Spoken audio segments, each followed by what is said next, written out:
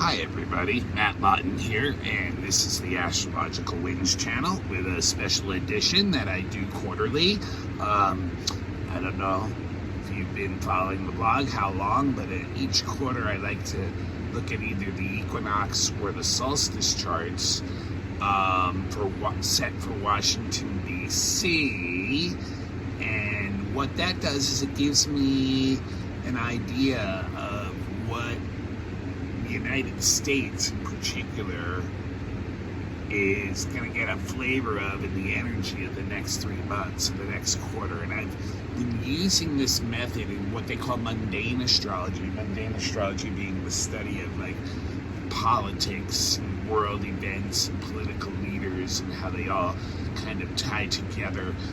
So I've used this method very successfully for many, many years. Just getting a general idea of what's going on with the United States. So I just want to, go over this and try not to spend too much time, but it always can be really interesting.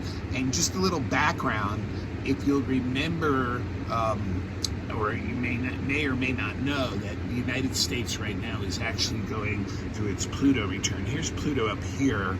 You can see it's at 26 degrees.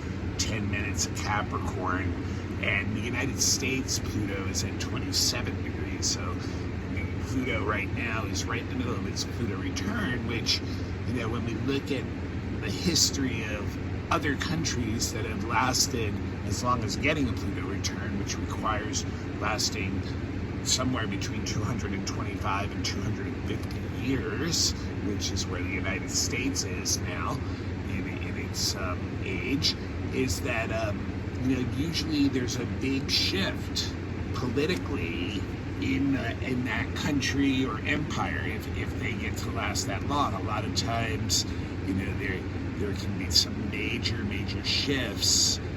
in that country in the way it's governed, the type of government it may have, whether the influence of in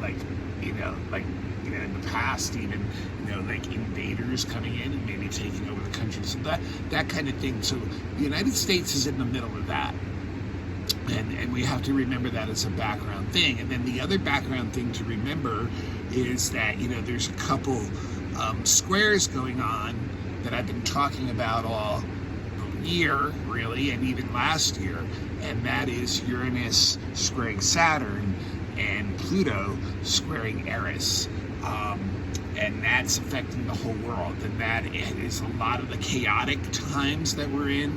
Chaotic transformation would be a good way to describe Pluto and Eris in a square. And then Saturn square Uranus is the rapid changing of structures, and structure becoming unstable and being rapidly changed. And many times what's coming in and changing that doesn't last, or is very erratic or unstable too. So these are the two energies that have really been dictating the energy of the world, in the last couple of years. And we've had a lot of events that really fall into that, that is affecting the whole world. We have had the COVID, we've had, this big war now in Europe, and so there's just a lot of things, that we're having an economic decline too, a lot of changes in the Earth's climate, that, structure, that is Saturn, falling apart. So here we go. We set this chart for the solstice, which is when the sun is exactly at 0 degrees, or for the equinox, when the sun is exactly at 0 degrees Libra, and set it for Washington, D.C. And I really, I've been an astrologer a long time, and when I saw this chart, I was just literally oh, wow. My jaw kind of hung open for a little bit. And why is that? Because of the two squares that I was just talking about. They are locked into what we call the cross of matter, which is the rising point right here. The ascending point and the descending point is one part of the cross. The other part of the cross is where you see this pointy arrow up here, which we call the MC, going back to the opposite side, which is the IC. So this is our cross. And what is that? Why is it like, oh wow? Well, you see Pluto is conjunct the MC, and Uranus and the North Node conjunct the Ascendant. South Node is conjunct the Descendant. So we have some very, very intense energy locked right into the physical energy of the United States for this quarter coming up, is what that means. And like, just to start with the first house, because Uranus is right there on the ascendant and in the first house, and the ascendant is actually in between the North Node and Uranus, which means there are changes coming. Changes are coming to the United States. They may come very rapidly. One of the things to remember about Uranus in mundane astrology, what Uranus represents is sudden upsets, sudden chaotic changes that can sweep people along very rapidly. Like, there's not a lot of processing that can go on. So therefore, it represents natural disasters, and it also represents, like, you know, what would be man-made disasters, any type of man-made disaster. So that, you know, can be anything from, like, you know, some kind of like domestic, maybe kind of accident, to like literally war attacks, sudden attacks. Like Pearl Harbor would be a good example of a Uranus type moment, like a sudden surprising attack. So when you see in a mundane chart Uranus in this first house, the first house represents the state of the nation. Okay, how does the nation feel every day when we're waking up to it? What it feels like is exactly what this chart seems to be representing, that there is a lot of rapid change going on right now, and it's very erratic, and it's very unstable, and it's like undermining the structure of much of what we rely upon. That's the Saturn up here. But yet you can see Saturn is in that higher octave of Aquarius, where I've said many times before, it realizes things have to change, that the system is no longer able to keep up with what the status quo of what it's had. So it needs some uploads, it needs higher octaves to change. So, you know, what this is basically saying is the basic feel of the nation right now is one of like a lot of upset, shock, surprises, rapid change, instability, that kind of thing. Now, the North Node being right there too is really interesting, because it makes me feel what I've heard from a lot of people. Yes, there's a lot of crazy changes going on, but on some level it feels necessary. Well, that's exactly the North Node. The North Node is what is necessary for us as individuals, or for a nation, in this case, to aim for, to grow, to, like, you know, become what it's really supposed to be. Something greater than right now, you know?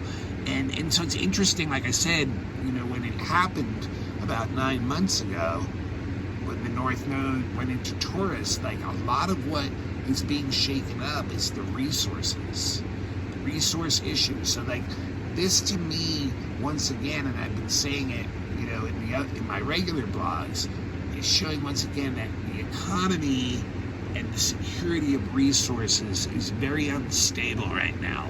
And that could be once again, and remember, historically, when we talk about economy being like Wall Street, which I know is not the economy for many people, but it is the way things are measured economically here.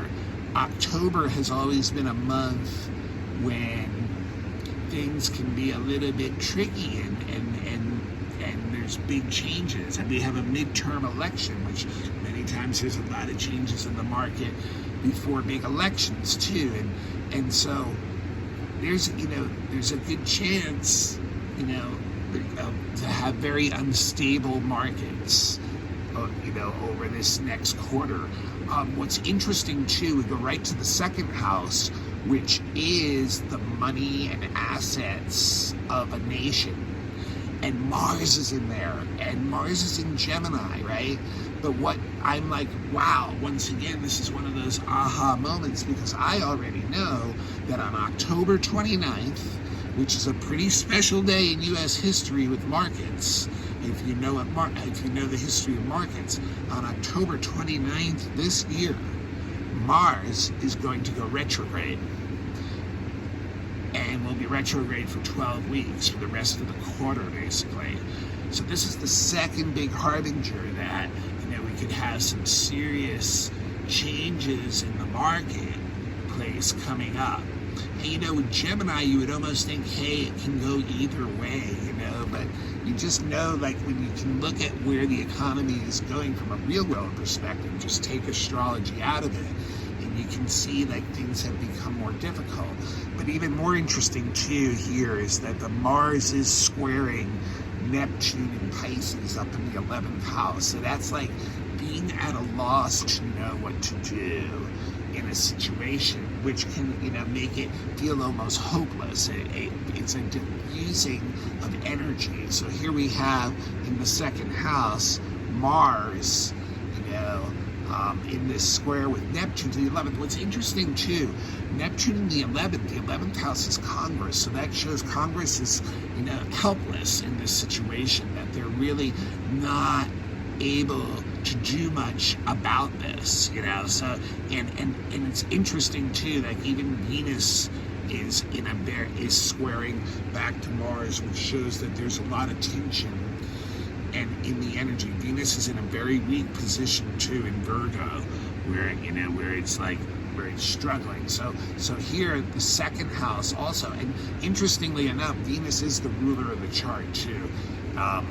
Taurus is rising, so Venus in Virgo is the ruler of the chart. And when Venus is in Virgo, it's in fall. It's in a position traditionally where it's not strong, and and here it's feeling like, people may be feeling like their creativity, their ability to get their children what they want, their, and even like get the entertainment they want, have the good times they want, are all being crimped right now.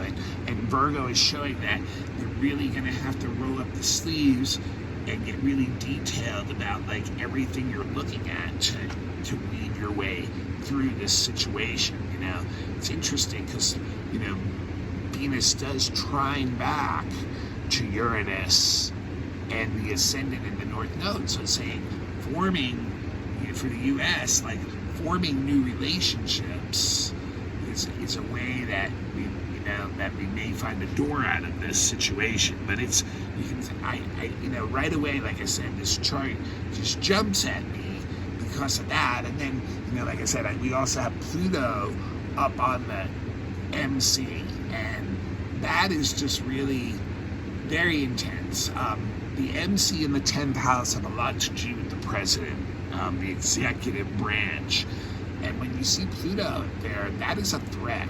And Saturn too, two planets that are, one of them right on the MC, the other in the 10th house, that are very, can be very threatening in a mundane chart. Pluto is the Lord of Death, so is it a possibility we may lose the president this quarter, or is there going to be some traumatic event that transforms this, situation? And then with the Saturn in the 10th house too, it shows that there's a lot of restriction going on. It's interesting too, the Sun also is the other thing that represents the president and the executive branch, and it's in a very tight partile conjunction with Mercury retrograde in Libra, and that is showing Libra's the sign of diplomacy, that the executive branch's diplomacy is failing, and that he's not actually even being heard. Like, the Sun conjunct Mercury retrograde is showing like he's not really being heard at all. It's his message is being lost, and so this, there's a lot of stuff in this chart that shows President Biden is going to be in an incredible amount of stress at the very least this quarter, from restrictions, from maybe power struggles, that could be the election possibly, and maybe the validity of some of the election stuff, getting his message across. All this stuff is going to be very hard on him, and can be threatening to his position. And with Pluto on the MC, even threatening to his life. And you have to remember, too, that inaugural chart when he came in had all that crazy stuff going on. The Mars-Uranus conjunction was rising. It was a void of course moon. I think it might have been Mercury retrograde, too. And so that chart showed that he was going to have a very, very difficult presidency, that there was going to be a lot of surprises that would keep him off balance all the time, and that nothing was going to go the way he planned it to go. And here we are in the middle of his presidency, right before the midterm elections, and it doesn't sound like his message is being heard. It sounds like it shows he's being restricted. And even this Saturn here, and you'll be back into it's opposite the moon in Ceres. So what's the restriction? People are feeling restricted in their security and what they want and the resources they need, and they don't feel like he's doing enough to help them in that situation. So there's a lot of strong emotions around this, squaring back to that Uranus too, where people are feeling very rebellious, feeling individualistic, feeling they need to do what they have to do for themselves, in this situation. So a lot of energy in this chart that's showing very challenging time for the president. And Congress and the courts don't get off either. Let me tell you, you get through the rest of this chart, and they don't, they're not helping very much either. It really shows a country that is going through a lot of decay and in need of a rebirth, really. So, looking down at the third house, it's the second house, incidentally, too, is ruled by Mercury retrograde. So that's another cherry on top of showing that, the assets, the finances, the markets, money is going to be an issue this quarter for the nation. So then we go to the third house. Both the third and fourth houses are both empty, and they're both ruled by that moon down in Leo, which is conjunct Ceres and opposite the Saturn Vesta conjunction, and then it's also squaring back to that Uranus ascendant. So, like I said, the moon represents the people and the emotions of the people and how they feel, and and it is in Leo, so people are feeling very individualistic about having to meet the needs and using their own creativity. It's in the fifth house, having to use their own creativity to get through a time of challenging restrictions where they don't feel they're getting the help of the executive branch, and it's shaking up the whole state of the nation. But yet, like I said, once again, there's a lot of people who are feeling this is almost a necessary thing. So here, that moon is affecting both the third and fourth houses, because there's nothing really in the palace happiness in the third, but that's just one of our asteroids. So so it's showing, once again, people feeling restricted in their ability to move around, in their ability to be stable with their homes and real estate values and what they want for their families. So all very interesting, and it's a loaded fifth house, which I've already talked about. The ruler of the chart, Venus, is in there, opposite Neptune, and then we have a Sun-Mercury conjunction, which is a retrograde, an inferior conjunction on top of that Moon-Ceres conjunction, and the ruler of the house is the Sun. which is actually in the house. And this is normally the house of entertainment, for in a political thing. This is the house where, it's the house of Hollywood, it's the house of pop, it's that kind of thing. And I think once again it's showing that people with Venus, which also rules entertainment in Virgo and one of its weakest signs, people are not going to have the money that they normally have to spend on entertainment this year. And then the Sun, Mercury even shows like almost having to stay in rather than go out. It's almost like sounding like a repeated, like COVID kind of energy there, and once again, what's the concern? Well, I need to take care of my most basic resources, Moon, Ceres, conjunction, opposite Saturn, before I can spend money on entertainment.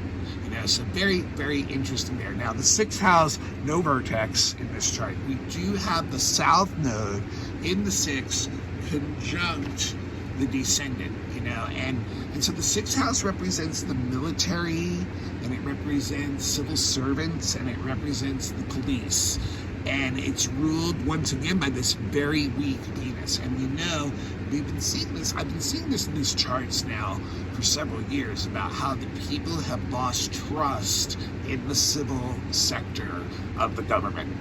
And once again, with the South Node there, that shows the, kind of like the birds have come home to roost in a lot of those places. And people are very upset with the way the military, the police, and the civil services are being handled. Now, of course, there's, and upset for what reasons can be different for every single individual. But the thing is, they are not in strong position. They're not being looked at as being helpful in this situation right now. And so the 7th house is empty too, but it's ruled by that Mars down in Gemini. And that Mars is, like I said, tricky. The 7th house is open enemies, and it's our allies. And I think that is so representative of what's going on right now, because the Mars is in Gemini, a dualistic sign, but it's square Neptune. So what's going on with allies and enemies right now is the war in Ukraine and Russia, which is a dualistic thing that's very confusing. Mars square Neptune, what to do about that situation, where you have like a enemy who does have like, a lot of power and ability and strength himself, and then, squaring off against us. So there's like, this message going through on both sides, where it's like part of it is bringing allies together and what to do with that, but also part of it is the intensity, Scorpio descendant, of like being at war in a violent situation, having to deal with that with some of our open enemies in this situation. So that seems like there's not going to be an answer for the next 3 quarters as far as the United States is concerned in that situation. The 8th house is empty also. The Sagittarius is on the cusp, which means Jupiter is the ruler, and we haven't even talked about Jupiter yet. Well, this is not a strong Jupiter in this chart either. It's in the 12th house, in one of the weakest houses. It's retrograde also, and it's opposite Mercury retrograde in the Sun. So I think what the 8th house is all about international finance and banks and stuff, and I think once again this is a strong indicator that the economy is going to suffer in this quarter. This shows that there were a lot of decisions made, Mercury retrograde, opposite Jupiter, where the details weren't taken care of. They were overlooked. And now that retrograde means it's coming back home to roost. And Jupiter in the 12th, too, and retrograde. Powerless to do anything about it. Really, in a situation where it's going to elicit a lot of fears, and it's going to threaten institutions, actually. Jupiter in the 12th house represents large institutions. So large institutions like hospitals, prisons, things like that, large government institutions, any large bureaucracy in the government can be very much threatened by this by what's going on with the finance, in the international finance world. The ninth house has that Pluto in it, but it's really conjunct the MC, so it's really over in the 10th. So the ninth house, just like the 10th and 11th houses, are all ruled by that Saturn up there in Aquarius and locked into the square with Uranus. So it shows, like I said, that 10th house, the executive branch, the 11th house is the legislative branch. So once again, ruled by this Saturn that's very unstable. So a very unstable Congress with Neptune in the house, lost. Really not connected to what the people need at all. Lots of misunderstandings, lots of misgivings with that stuff. Lost. And then we go back a little bit. Ninth house is the laws, the courts. People are really upset with the courts right now. That Pluto on the MC on the ninth house side shows that actually may be the spark that instigates large transformation in this country. There's what's going on in courts right now has people very upset, and it feels like the courts are almost taking over and starting to rule the land. And there it is, that it's got Saturn there, and Saturn's up here the 10th. That's one of the things that's restricting the executive branch too from doing what they want to do. So this could be the spark that can change a lot of things, is people being very upset with the courts. And for instance, a good example of this right now is the abortion ruling in the Supreme Court right before the midterm elections may really change the results of what they may have been before that. We'll see. That could be a very, and Congress, may be the ones who, pay the price of that. And then we got, like I said, the 12th house represents institutions, and what's really interesting is the four bodies in this house are just all showing that there's going to be a lot of stress, a lot of wounding, a lot of change and transformation going through large bureaucratic institutions connected with the government. And that can mean that that people need help. Chiron's up there, which is the wounded one. Like I already talked about, the very weak Jupiter, and then Eris, the goddess of chaos and change, is there. But yet the North Node is there too, and it's like I said, it's pulling us towards something that we need to go to. So like I said, this is a very, very intense chart. I can't tell you guys exactly what's going to happen, but I don't like, the way the economy looks. I don't like the way, the executive branch or the legislative branch or the legal branch is being looked at right now by the people. So this is like a chart of possibly great transformation and change that is going to be unstable, and could be very, very challenging to the people. There's a lot of, it's really almost like I said, people feeling like they need to kind of take charge of themselves, kind of circle the wagons, be a little more frugal, and yet people understanding that something does have to change, that North Node on the ascendant, that things have to change. But, we combine this, like I said, with those two squares, the Pluto-Eris square, the Saturn-Uranus square, plugged right into the chart, the U.S. in a Pluto return, the Sun-Mercury conjunction in Mercury retrograde conjunction right at the critical first degree. There's so much that in this chart that shows, there's a great, that the changing times are plugged right into the United States right now, and yet there's this North Node there, it's pulling us toward it, and so many people feeling like that's what's meant to be. So that's what we're looking at for the next quarter. It's going to be a very interesting one. I don't, that midterm election could end up being another one of the big triggering events. A lot of confusion around it because it's the legislator mainly being elected, and Neptune's up in their house, and it's square Mars, and it's like a loss of energy there. And then it's opposite that very weak Venus too. So a lot of it's going to be an interesting quarter for the U.S. to say the least. A lot of change. All right, this is Matt Lawton. This is the Astrological Winds channel. It is a free service that is available on YouTube every week, and this is especially quarterly version. So if you have a YouTube account, become a follower of the Astrological Winds channel, and then you can also turn on your notifications. Let's get rid of that guy.